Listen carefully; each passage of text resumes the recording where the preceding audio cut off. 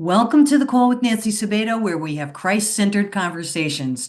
What if the way we lead others, whether at home, church, or work, is the greatest way God calls us to make disciples?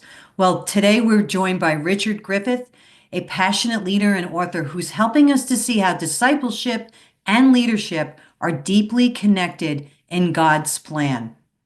So, Rich, thank you for joining me today. Thanks for having me. Glad to be here. You know, what if the way we lead and disciple our kids could be the answer to the hurt they're facing today? So, can you share a little bit about your story before we get started? Sure, I can. I spent 30 years exclusively as a youth pastor, and I thought I was a really good youth pastor. Student ministries from 30 to 700. It was amazing. And then I had kids, and I realized I didn't know Jack Diddley. So my confession really is I spent 30 years discipling other people's children, and I didn't realize how to disciple my own. And I say that one of the things, very few Christian parents actually go to Lifeway or a Christian bookstore and look for curriculum to disciple their kids. And so my kids are all three adopted out of the system. I'm a single dad who fought that call for 4 years to adopt, and finally some statistics out there. Of course, then I research things, right? Because my doctorate's in youth, family, and culture. And so I researched and found out that by the time a child hits second grade, that's 8 years old, if they're not adopted out of the system, they have a 90% chance of aging out of the system. And of those children, older children that age out, 50% of them will wind up homeless, incarcerated, sex trafficked, or dead or in prison. So Hmm. that's really sad statistics. So I said, okay, Lord, I'm done fighting, and wound up adopting my first son, who is now 25. And then my second son is 22. He's about to go into the Coast Guard. And then my youngest son is 16, and he's doing really well. Those two are thriving. And I think what happened when I first started adopting my youngest son, I was in my doctoral program at Fuller Theological Seminary and realized that they were a catalyst for me changing direction on what I'm writing about. And so one of the things, Nancy, you've talked to me about, and it's true, Gen Z is the loneliest and most anxious generation. And part of that comes from the work of Dr. Chap Clark and actually Dr. David Elkind, who wrote The Hurried Child years ago, wrote Ties That Stress, The New Family and Balance. And what there's been going on for since about the 80s or so, you had the 60s revolution, the sexual revolution in the 80s. And you remember the term latchkey kids? Yes. And so kids coming home to empty homes and stuff. And this was the beginning of what's called, what Chap Clark would call systemic abandonment. In other Hmm. words, it's not intentional, it's not systematic, but it's systemic. And systemic abandonment is found in every institution that is supposed to be about the nurture and care of young people, but they've been hijacked by adult-driven agendas. Hmm. And so you can think about that in churches, schools, families, every Hmm. institution. And so this is why Gen Z is the loneliest and most anxious, right? They have very few people guiding them. So for me, this whole direction, I got involved with an organization called D6 Family Ministry. If you're familiar with d6family.com. I've I have heard that. Yeah. Yeah. Yeah, they're a great organization. And what I decided is because we don't buy curriculum, and because we send our kids to get discipled off by somebody else, that's really not a great approach because Deuteronomy 6 talks about the nation of Israel. Hear, O hear, Israel, the Lord God is one, the Shema. And then it talks about how we as parents are supposed to disciple our children as we go. In other words, disciple them through life experience and talk about the Bible and how does this fit in with a Christian worldview, right? So as you lie down, as you get up, and some of the greatest discipleship conversations I've had with my kids in the truck driving to school. Wow. It's really phenomenal. And then there's the community in the church. And so this really got me on the catalyst of thinking, if I'm struggling as someone to disciple my own kids, and I've been doing this for 30 years, how many parents are just struggling to disciple their own kids? It's true. So this really put a passion in me to do this. And I equate it to a couple different things. Number one, I've discovered that if you see parents who coach their kids in sports, they hit a certain level. Like for me and my kids, it was like I coached my middle son soccer for like 6 seasons.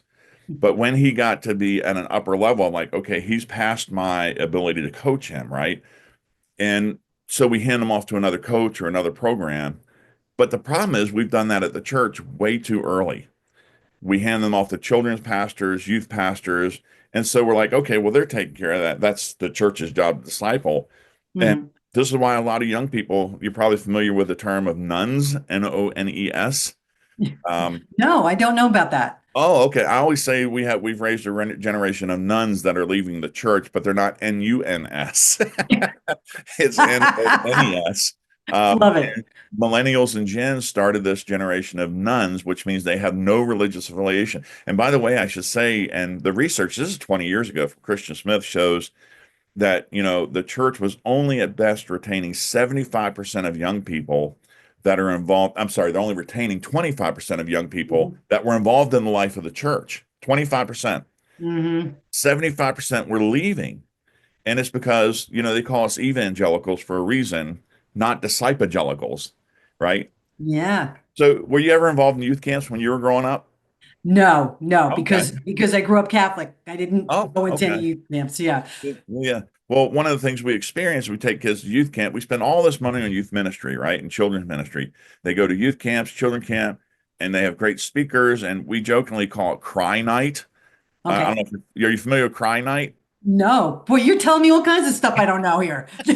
Well, anybody does youth ministry kind of knows. Cry Night is when the speaker, about the third night of the week message or whatever, gives the gospel presentation. And of course, all the kids are touched and they cry, right? And Oh, emotionally, oh, I there see. you go, right? And they get a response and they go down to the altar and stuff and Uh-huh. have this emotional experience. Now they go back to their church and a week later, nothing's changed, right? Because the term I use is we call them, they're spiritual orphans.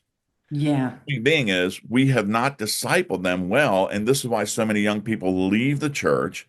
They have Hmm. no ownership of church ministry. One of the phrases that drives me crazy is when you hear churches say, "All the youth are the church of the future," but we do nothing to train them to be the church now. Yeah. Yes. Yes. So So, I feel like I've laid all this stuff out.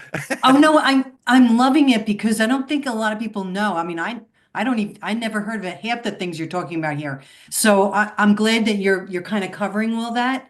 Mhm. I'm also thinking to myself as you're talking, how about all those kids that graduate high school and they go to college and the Yeah. religion is totally gone. So they've gone to Christian school, Mhm. they've gone to church, they've abided in God, Yeah. right? And get to college, and then all of a sudden destruction. Mhm. So how do you lay a foundation there? Like, are you skilled in speaking into that a little bit? Yeah, I think there's two things. Number one, there's two books, and I think we want to talk about one of them today. And you may have a copy of this, Discipleship and And Leadership. I do. Well, and so this whole thing has led me on a journey, not just for my kids, but to say, how are we discipling our kids, right? There's a whole movement, even in quote churches, on Christian deconstructionism, right? Which is tearing it down. And it's like, it's just so there's so much going on. My first book I wrote about is called Voices, Helping Our Children and Youth Listen to Wise Counsel. And Hmm. one of the things I realized because an adopted dad, single dad, right? I needed help. And Yeah. so I needed people who had godly wisdom who would partner with me to raise my children Mm. because I can't be a mom to my sons. It Yeah. can't teach them what biblical femininity is, right? Yeah. So Yeah. they needed to learn that from other like godly women in my church and stuff. I'm a part-time pastor too, beside a professor. And so I do these things in voices. And this book here came out of the fact of when I finished my doctorate in youth, family, and culture, I was a glutton for punishment, and I went back and got a second master's in organizational leadership. And I'm learning all these leadership theories, and I'm like, well, wait a minute. This sounds a whole lot like discipleship, how you lead people into a relationship with Christ, Christian worldview. And then being a professor at Tacoma Falls College, we teach a lot about, human development and Hmm. especially adolescence. And then I realized, well, wait a minute, Eric Erickson's psychosocial development, if you remember that, like trust versus mistrust through the life stage Yes. stuff. Yes. And I went, when you look at some of these leadership principles, they overlap Erickson's psychosocial development. So, for instance, have you read in the book, like the first one is trust versus mistrust? Right. Zero when they're born. And I would say people would think I'm crazy. You can start discipling your child in the womb. Yes. And so listening to Christian music, reading scripture, your baby hears that. They hear your voice. Matter of fact, a parent's voice, a parent modeling when the child is born, gives them their first image perspective of God. Mm-hmm. And so Yeah. think about that with Erickson's psychosocial, trust versus mistrust. So if the Yes. child is nurtured and loved and cared for and provided for, and I tell parents all the time, adoptive parents, look, if there's anything about you in this, don't do it because it's got to be 100% about the kids. That doesn't mean spoiling your kids. It means nurturing your kids, right? Yes. Yes. So you got Erickson's trust versus mistrust. And you go into that. So, okay, what's the leadership model? Well, it's servant leadership. Yeah. So the reason being is because that baby, yes, you get emotional attachment, you get all the warm fuzzies, but let's face it, it takes a special person to kind of keep cleaning up the vomit, cleaning up the poop, cleaning up, changing the Absolutely. cleaning the mess, right? Losing sleep. Well, that's because you are learning to serve that child, right? And there's Yeah. different stages that we go through in this book that talk about, well, wait a minute, if we put Erickson psychosocial, this leadership model, and here's the best part, giving a biblical example of who displayed that leadership model in Erickson's psychosocial development, it helps parents know, oh, these are the things that I can do to disciple my child as I go. I don't have to be a Bible scholar. Yes. So if you think about the coaching illustration, my kids get to a certain level. I think most parents, this is going to be a convicting statement. I Mm. think most parents don't know how to disciple their kids because, frankly, they haven't been discipled well. And so Mm. their knowledge base is kind of here. And I think they're really afraid, like soccer, oh, my kid's going to need skills I can't teach. I think parents get intimidated and say, I can't disciple my kid because what if they ask me a hard question I don't know the answer to? I'm going to give you, Absolutely. you want a great answer for that? Let me hear it. I think that is a great question. I don't know the answer to that, but let's find out together. Perfect. What it does is it invites them on it affirms that they've got great questions. Churches shut those down often, right? I'll Yes. just go out on faith. And it affirms that you want to learn and you want to grow, makes you vulnerable, right? Yeah. And you get to now discover that answer together. That's Yes. discipleship as you go. Yes, yes. You have so many chapters in your book that go through phases of a child's life. Starting in the womb, you're going through all the way up until 25 plus. Yes. So, and so everybody, he's talking about Eric Erickson's chapter in his book, chapter one, which is Mhm. trust versus mistrust. So just so you know where he's at in his book for that. And so many people, like I said, were leaving the church. And why do you think parents and leaders are missing it when it comes to discipling? You Mhm. kind of you touched on it a lot, just what you were saying, but I want to know, is there like other steps that parents can take? Yeah, I think the reality is again, you go back to the question on why are kids leaving the church, and it's this bigger picture. I alluded to this movie when we were first talking called Adolescence, and it's a movie anybody who works with young people must watch. It's got bad language. It's an upsetting movie, but it tells us why our young people are walking away from the church because they're trying to figure life out on their own. They literally have been abandoned. And Mm. so they're going to their peers and social media worse to try and get answers because, again, a lot of parents, faith leaders, they're saying, we don't know the answer. And Mhm. there are answers. If there weren't answers out there in the Bible, I wouldn't be still walking with the Lord. Yes. And so I think what I realize is we've got to get to a point back in our society. You can take all the principles in here and other books, but if you're not nurturing your kids, there's a problem. And, Hmm. because the world is not going to nurture your kids. And in fact, in my youth culture class, we teach, a lot of things. Social media is not social. And it's a very materialistic, consumer-driven culture that does not care about your kids. They only care about making money. So who's out there protecting, nurturing, walking beside your kids? Matter of fact, I would say this before it was actually called discipleship. We know Jesus had disciples, but the process, catechism, as you're familiar with, and Catholic background, right, was supposed to be about Christian nurture. Hmm. What does it Hmm. mean? And so I ask people all the time, can you mentor a child? And they're like, oh, I can't mentor. It's too much. I'm like, okay. So I stopped using that word because people get intimidated. Hmm. Use the word, can you Christian nurture a child? Can you Hmm. pray for that child? Can you meet with them every now and then? Can you ask them about how life's going? Can you share your Christian worldview with them? So back to your question, this sounds like a very simple, and it is a simple answer because it's a summation of all my work. The simple answer is we've got to get back to nurturing relationships. Hmm. That's why kids are leaving. Why do kids go to gangs? Well, because they're trying to find a sense of belonging, a sense of purpose, a sense of family. And so Hmm. I go, one of the things we're talking a lot about, we're writing another book on it, is not just church and family, but church as family. Because Hmm. any organization should be able to counter systemic abandonment. It should be the church by offering family. In the times that we're living in, we're seeing a great falling away. And the kids, I mean, if they don't have some sort of church, what does a parent do? Like, Yeah, say they don't want to go to church right now, or yeah. they're struggling to find a church. Because I'm in evangelicals, just so everybody knows, I'm not Catholic anymore. I'm evangelical now. But what if this happens? Yeah, I think the best, and I've got one. So this is a good word. Out of my three sons, they all came to me with trauma. I have one who is my prodigal son, because the trauma was so great. And I'll be the first to admit I've made mistakes. There's not a parent out there who hasn't made mistakes. It's been a learning process for me. I still love my son, so I'm going to keep praying for him. I'm going to put the context of the relationship in his court, but I will continue to pursue him, right? As long as there's not too much dysfunction. And Nancy, I say this, so it's a good reminder to every parent who has a prodigal child, which is this: Adam and Eve had God as a father, and they still blew it. I mean, you can't get a more perfect father than God, and they Absolutely. still made their own choice, right? Yes. So, I think constant prayer.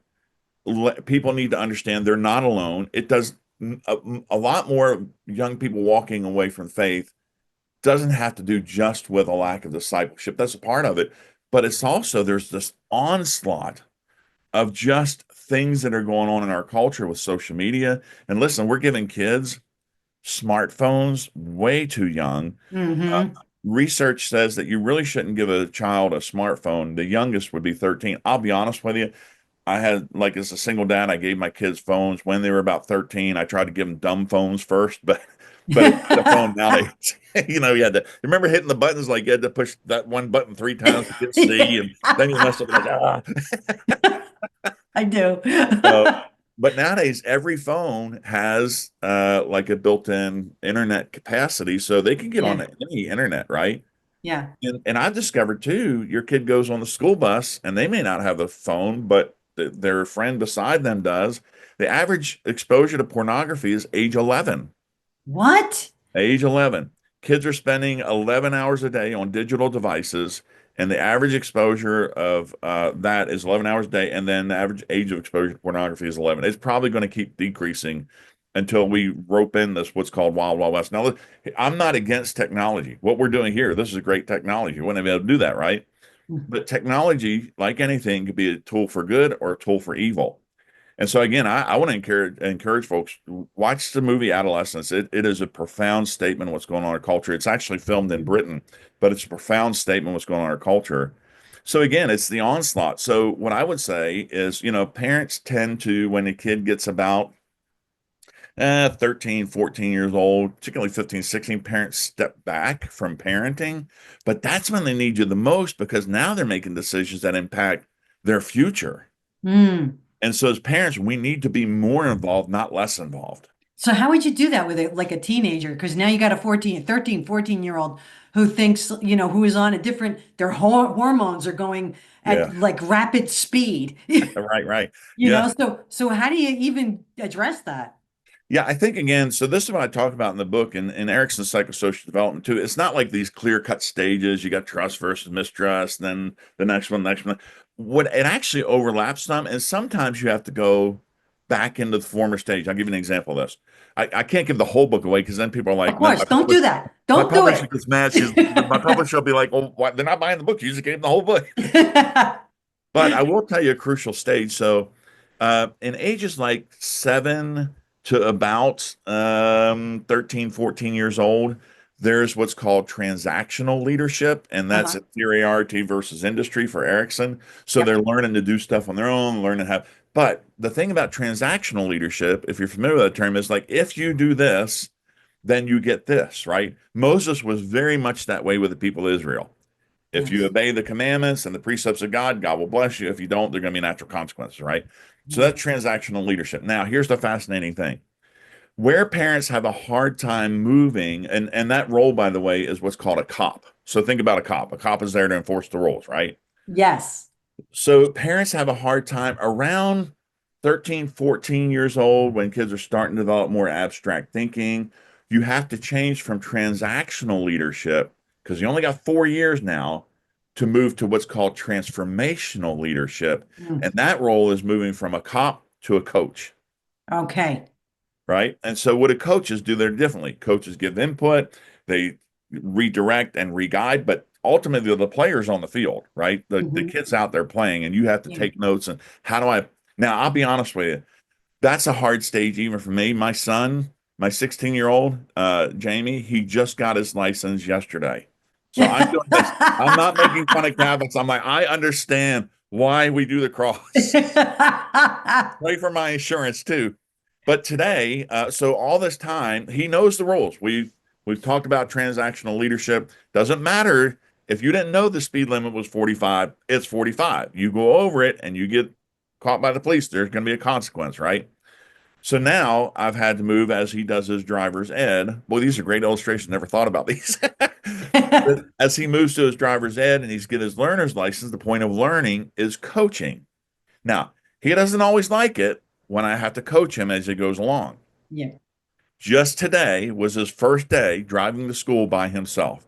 Uh-oh. I'm very nervous, but I have to believe that I was strong enough in the transactional leadership with grace and mercy where needed to move to coaching. Now, I'll be honest with you, he's probably going to break the rules at some point, and I will have to go back to a transactional leadership and say, Mhm. the natural consequence is you get a ticket, you lose your license for a month.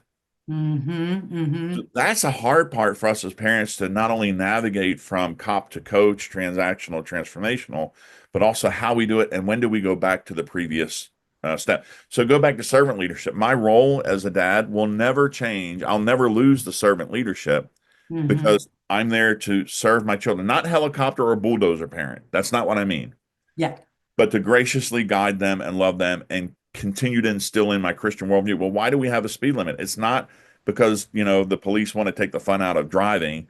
It's because we got to care for other people, right? Mhm. Jesus It's called us not to nurture not others. about us, and you Right. teaching them that it's not about them. That's exactly right. So I think if we could take on this concept of discipling as we go, rather than making it so hard, let's simplify it. Let's demystify it. Let's make it less professional. And let's Mhm. just say, how can I talk to my kids about Jesus in every aspect of our relationship? Absolutely. So now let's fast forward into the high school years, and now some kids, because of things that are happening in their lives, that they go through things in high school, people Yeah, hurt their feelings, yeah, they yeah. have to learn to grow, maybe toughen up. And Hmm. at that point, they start to maybe not start talking to you anymore. Right. I mean, Yeah. what do you do about that? Yeah, that's a great question. And teenage years are adolescents, they're always kind of a little hard to navigate. But so a lot of these things, I hate to say this, oh my goodness, people are not going to like me for this, but you can always recover. You can always go back to certain stages, right? So for me, being a single parent, it was easy for me to see that I really needed to have help. And I think a lot of single parents are in that boat. So for us, it was an early thing to say, look, when you have situations, you're getting bullied, you're getting picked on, something happens at school or wherever, and you're hurting and you don't want to tell me because you don't want to disappoint me or you're afraid it might upset me, our rule in our house is you do have to tell somebody. And we agree on who the somebody is. And it's typically someone we've started them having a mentor in their family. Can I tell you a quick story? We got Miss Harriet. Miss Harriet for Jamie is, believe it or not, his what we call her his adoptive god grandmother. So they have a great relationship. he will go over to Miss Harriet's and he will do stuff for Miss Harriet that he won't do for me, the dang turkey. So I don't want to say Miss Harriet's age but she's a little older. She's in the book. She actually wrote the foreword with Jamie, which is really cool. But he'll go over to her house and he'll sand her deck, sanding her deck. Wow. I get her to clean his room. But here's the cool part about it. And then she teaches him how to dance. I'm not a dancer. She'll teach him how to bake brownies. So when he comes home from Miss Harriet, guess what he says? Dad, I want to bake you some brownies, right? Ah, So here's the cool part about this, though. So his school was having a sock hop. Believe it or not, they still do those. wow. I'm surprised. I know, right? So it's a really cool school. And so they had a sock hop. And my mother is all the way down to Fort Myers. And, through circumstances, his family has not been involved with him, his biological family, again, adopted. But anyway, he goes, I'm going to ask Miss Harriet if she will go to the sock hop with me. So, of course, she says yes. And she has to drive 50 minutes all the way up to his school and stuff like that. But here's the cool part about it. She went all out. She made a poodle skirt. She did the blouse, the neckerchief, even the shoes. She was the belle of the ball. They got their Oh. pictures in the yearbook and stuff like that. When he had performances, Miss Harriet goes. We have dinner and lunch sometimes. But here's the point. So it goes back to your question. It's a foundation that is set as soon as we can do it of saying your teenager, if you have this in place before they become teenagers, right? Hmm. Then they're going to have somebody they can talk to when they make a mistake or they don't feel they can talk to you. But again, the rule is you need to talk to somebody. And guess what? You save lots of money on counseling bills. When you go through the life stage for Miss Harriet, this is why I talk about more church as family. Miss Uh-huh. Harriet's older. Her kids live far away. Mhm. And here's the beauty of this, though. When Miss Harriet needs something as an older person, guess what? Guess who's there to be there for her? Yeah. Myself and Jamie. Jamie now driving, he'd go down and see her, whatever. But here's the beauty of it too. Older folks in around 55, 60, they start asking questions. Erickson's psychosocial development is generativity versus stagnation. And the question is, did you ever see the movie Saving Private Ryan? Yes. Okay. So I teach youth culture, so we're in the movies and we do all this stuff, right? Oh, good. Yeah, I love movies. Go Right. ahead. Great movie, right? So you remember at the end of the movie, the older guy is there with his family and he's by the tombstone. And Hmm. remember, he asked us very point, it just kind of gives you goosebumps. He says, tell me I'm a good man. Tell me it was worth it. So Hmm. in generativity versus stagnation, that's Erickson's psychosocial that basically says older people asking the question, does my life still count? Hmm. Well, guess what? She's investing in Jamie. She knows her life still counts. Yes. And Yes. so, if I can go back to one other principle, why young people are leaving the church and why they're kind of checking out and escapism, Mhm. we have what's called a growing sense of ephebophobia. That is the fear of young people, ephebophobia. You look at the media, it's always constantly about all the bad things, violence, all this other stuff, right? Yeah. And the other thing we have is a growing sense of what's called gerontophobia. This is all documented in a lot of different books and stuff like that. People way smarter than me. Gerontophobia is the fear of older people. Now, connect this. This is really going to be profound. Churches are probably the most segregated institution in America on Sunday mornings.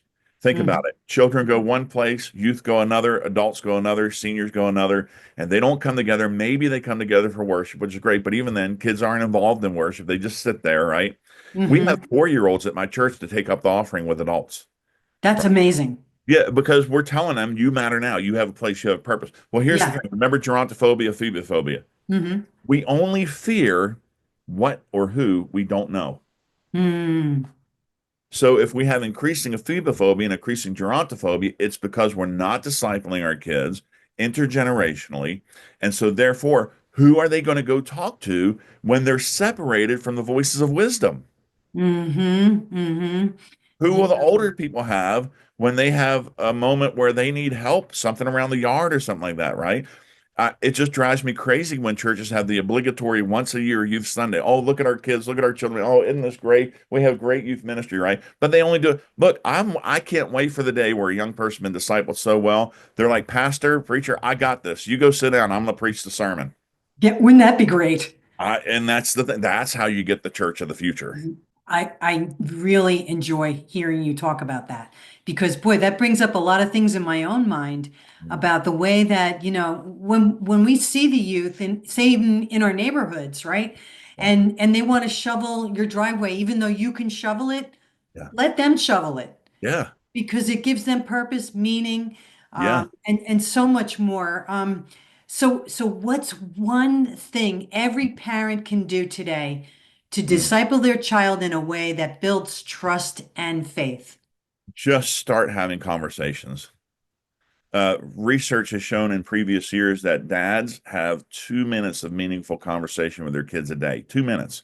And I use this illustration that discipleship is leadership. It's amazing, moms, dads, it's amazing how confident they are to go in and lead a board meeting or a staff meeting or a faculty meeting or something like that, but they can't lead their own family. Hmm. And Hmm. it's like, why? Right? It's what you put your time in is important. So parents, please, please hear my heart on this. Just start having conversations. Are they sometimes going to be difficult? Are they sometimes going to be awkward? Absolutely. But at least your kids know that you are there. Give them a presence. Be present. So, and I'll be honest with you, even with adults, we got to put these things down.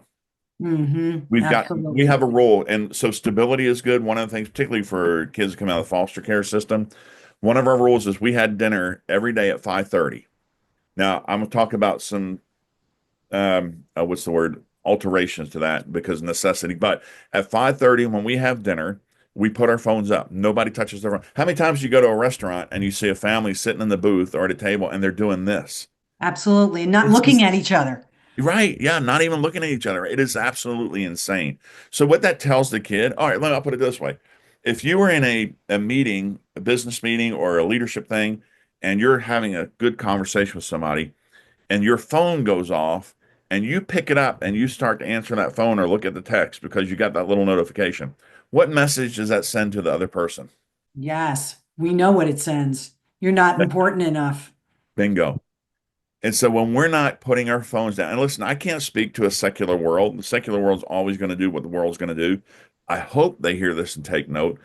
But for Christians, there is no excuse for us. We are called to a higher standard of parenting and engaging with our children and letting our children know that beside Christ, they are the most important thing. Our families are the most important thing to us. And somehow that's gotten hijacked in our liquid postmodern culture. Hmm. And I just got to throw this in here. And I know there are people that are maybe grandparents out there. You have an opportunity to Yes. disciple them. And do you have a tip for any tips for them? Yeah, I'll give them a website right away to go to just to help out too. And I'll say it slowly too. It's called the Legacy Coalition, .com, I believe it's .com or .org, but Legacy Coalition. Larry Fowler is for grandparents. And I love that you said that because we're having more non-traditional families. We have grandparents who are now reparenting their grandchildren. And so legacycoalition.com gives grandparents a great platform to know how to disciple their grandchildren. And by the way, you know how many young people come to Christ by the example of their grandparents? Yeah. It's phenomenal. So legacycoalition.com, and same thing for grandparents. My brother just retired a little bit and he had his youngest grandchild with him all day yesterday. Now, he was exhausted. CJ's Yes. like 2 years old. But well, they both wore each other out, which was good. But my brother spends time with his grandson, and but here's why. Listen, and this is so important. It's so basic, so simple. If kids don't get love and nurture from the home, from their family, they're going to get it somewhere else. Yes. And there's plenty of nefarious. So I talked about systemic abandonment, like unintentional abandonment. Listen, we all know that there is systematic abandonment. There are nefarious organizations out there that human sex trafficking, all kind of things, pornography, all kind of things. There, if your kids don't get that love at home, they're going to seek that attention somewhere else. Absolutely. So be that person. And look, even if, and I hate to say this, I'm going to get myself in trouble. Sometimes their grandchildren have great grandparents, wonderful grandparents, but not great parents. And I know sometimes grandparents kind of like, oh, I don't want to step on my kids' territory or whatever. And I get that. But you can still nurture that grandchild in the ways of the Lord Mm. just by the time you spend with them. Mm. Hmm. Hmm. Well, you have given so much information today. I don't even know where to begin. Thank God I get to edit this and listen to the whole thing again. So I can embrace it. I'm so Yeah. happy that you're here. Well, But thank you. everybody, you can get this book, Discipleship is Leadership and its Stages of Generational Development. You can get it on randallhouse.com or wherever books are sold. And is there a place where they can find you? Yeah, I have a LinkedIn. You could go to Dr. Rich Griffith, look for Dr. Rich Griffith. That's more professional, but they can also find me at, if they want to send me an email, I'm open to that. I use my work email, which is rwgriffith, Griffith, rwgriffith at TFC, Tacoma Falls College, tfc.edu. And I'll be glad to interact with folks. I speak at camps, conferences, parenting, whatever they want to do. If they want to reach out to me and stuff like that, and if they want to say, I want to learn more about, because to be honest with you, Nancy, we just touched the tip of the iceberg, honestly. There's so much more we could talk about, and I Well, appreciate your time. well, you're coming back. But well, I appreciate that. And by the way, let me say something really encouraging about the Catholic faith. The one thing about Catholic faith too is it can give kids a lots of rites of passage. We don't have enough rites of passage in our culture and stuff, right? First communion, working with the altar, all that stuff, right? There, people say I'm a closet Catholic. I'm not. I just appreciate the nuance and the richness of the faith. Sorry, I went on and flapped my gums on something else, but the Catholic Church can really do some good things for their children and youth families. You know what, I agree too. I find the religion is it's just steady. It Yeah, doesn't go off into some other no, sphere. It just no. is always steady. And that's the one thing that I give them so much credit for. Yeah. And Um, a lot of younger people are going back to that study. They're going back to more liturgical traditional churches because the world's in chaos and they're looking for consistency. So that's another psychosocial development. Kids need consistency and they just need a place that they can call their home. Absolutely. Well, what would you like to leave my audience with today? I will be praying for them. Let's pray for each other. None of us has it all figured out, and I'm not an expert. The minute I think I'm an expert, I stop learning. So I want to encourage our listeners to continue to learn. Don't be afraid to ask questions. I tell my college students the only dumb question is the one you don't ask because you'll never get the answer. So, yeah, just nurture kids, nurture kids. It does not have to be hard. Well, thanks for tuning in. If you enjoyed this interview, I'd love to hear your thoughts. Drop a comment below. And don't forget to like and subscribe and share for more Christ-centered conversations. Visit thecallwithNancySabato.com. Until next time, all glory and honor to King Jesus.